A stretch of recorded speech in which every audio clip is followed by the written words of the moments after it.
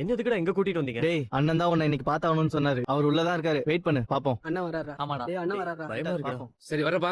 சரிங்கண்ணா. என்னங்கடா? அண்ணா அதான் போன்ல பேசுறப்போ உங்கள்கிட்ட சொன்னேனேண்ணா, நாங்க சம்பவம் பண்றப்போ பிரச்சனை ஆயிடுச்சுன்னு. அடிங்க. எத்தனை தடவை சொல்றது? அடிச்சா மிட் நைட்ல அடிங்க. என்ன எமர்ஜென்சினாலும் பகல்ல செய்யக்கூடாதுன்னு உங்ககிட்ட சொல்லிருக்கல. அப்புறம் என்ன போனீங்க? அண்ணே தப்பு தானே, ஒரு சின்ன எமர்ஜென்சிண்ணே. அதான் இன்னைக்கு கை வச்சா லம்பா அடிக்கலான்னு தெரியாம பண்ணிட்டேனே. அண்ணா அது என்ன பிரச்சனைனா, சத்திரியனோட அண்ணன் எங்களையும் சத்திரியனையும் பாத்துட்டாருண்ணே. என்னடா உன் அண்ணன் உங்களை பாத்துட்டானா? என்னடா சொல்றீங்க? ஆமாண்ணே, அவர் எங்க கூட சண்டை போடுறப்போ சத்திரியன் அவர் முடிச்சு தள்ளி விட்டு வந்துட்டானே. அவர் தலையில ஏதோ அடிபட்டு சீரியஸான கண்டிஷன்ல ஹாஸ்பிட்டல்ல இருக்காரு. டேய் என்னடா அசால்ட்டா வந்து அவர் பாத்துட்டாரு, நாங்க மாட்டிக்கிட்டோம்னு சொல்றீங்க? அண்ணே இப்ப பயப்படுறவங்களுக்கு ஒண்ணு இல்லண்ணே. ஹாஸ்பிட்டல்ல உடனே ஆபரேஷன் பண்ணணும் டாக்டர் சொல்லிருக்காங்க. ரொம்ப கஷ்டம் தானே சொன்னாங்க. கண்ணு முடிச்சாதானே பிரச்சனை. அவனை எதுக்குடா கண்ணு முழிக்க விடுறீங்க? கொன்ற வேண்டியதா? அண்ணே. என்னடா நொண்ணு? அவங்க கையில மாட்டினா என்ன ஆகும் தெரியும்ல?